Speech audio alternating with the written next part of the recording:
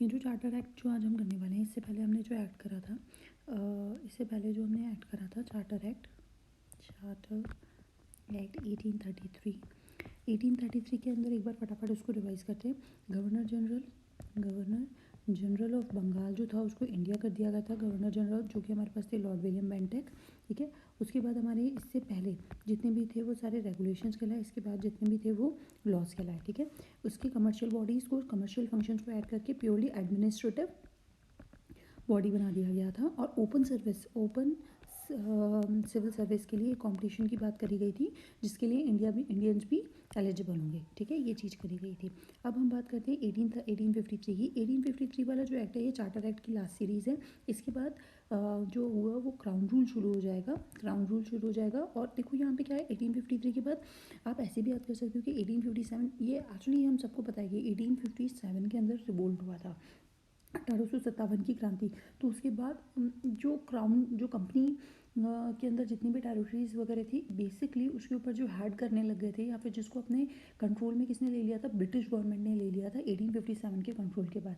तो इससे पहले जितने भी रूल्स थे उसमें चार्टर एक्ट, ये जो 1853 ये लास्ट है, उसके बाद जितने भी रूल्स शुरू हुए वो क्राउन रूल के अंदर कहलाए। ठीक है, तो गवर्नमेंट ऑफ इंडिया एक्ट 1858 आया, फिर इंडियन काउंसिल एक्ट आया 1861, 92, 1909 मॉर्लिमेंटो रिफॉर्म्स आए।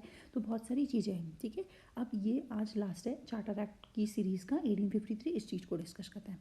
इसके अंदर क्या क्या प्रोविजंस रखे गए थे। सबसे पहले इसने क्या करा, it separated the legislative and executive functions of the governor general council. It provided for addition of 6 new members called legislative councillors to the council.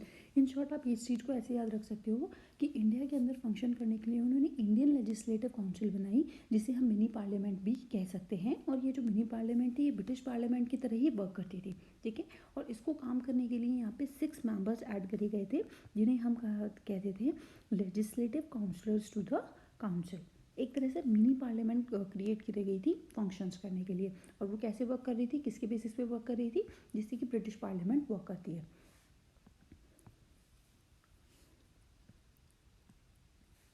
Legislative Council function as a mini parliament, adopting the same procedure as the British Parliament. तो ये चीज़ मैं बता दी।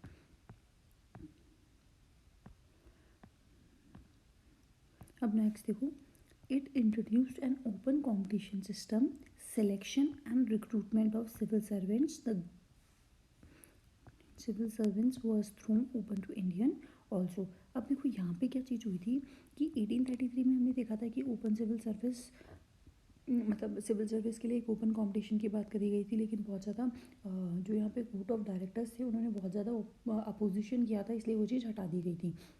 लेकिन यहाँ पर ये चीज़ याद रखना कि एक कमेटी की बात हुई थी, मैकलॉय कमेटी। ये committee on Indian civil service पे बात करने के लिए थी, इंडियन सिविल सर्विस के लिए आई थी। और इसने अपना अपॉइंटमेंट जो दिया था 1854 के अंदर। ठीक है, इसका अपॉइंटमेंट किया गया था 1854। और इसके कहने के बाद इंडियंस के लिए भी ये इंडियंस के लिए भी ओपन कर दिया गया था, यानी कि जो सिविल सर्विस का एग्ज़ाम्स है वो इंडियंस भी दे सकते हैं।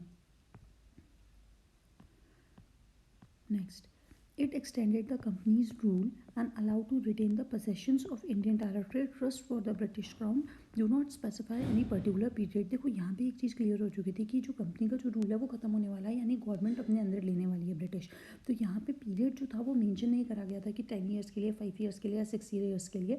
सिर्फ इतनी बात कही गई थी कि कंपनी का रूल चलेगा, लेकिन to under the possession trust, किसके ट्रस्ट में, ब्रिटिश क्राउन के ट्रस्ट के अंदर जो कंपनी थी वो रूल कर सकती थी।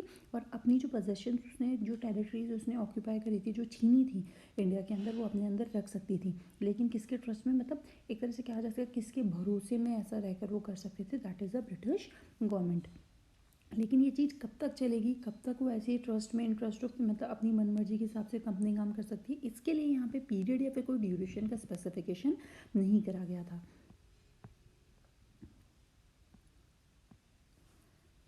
It introduced for the first time local representations in the Indian Legislative Council. Of the 6 new legislative members of the Governor General Council, 4 members were appointed by the local provincial governments of Madras, Bombay, Bengal and Agra. देखो इस ये वाला point क्या कहता है, इसने बोला कि फॉर द फर्स्ट टाइम यहाँ पर, क्योंकि मिनी पार्लियामेंट बन चुकी थी, तो यहाँ पर 6 न्यू मेंबर्स गवर्नर जनरल को सपोर्ट करने के लिए थे।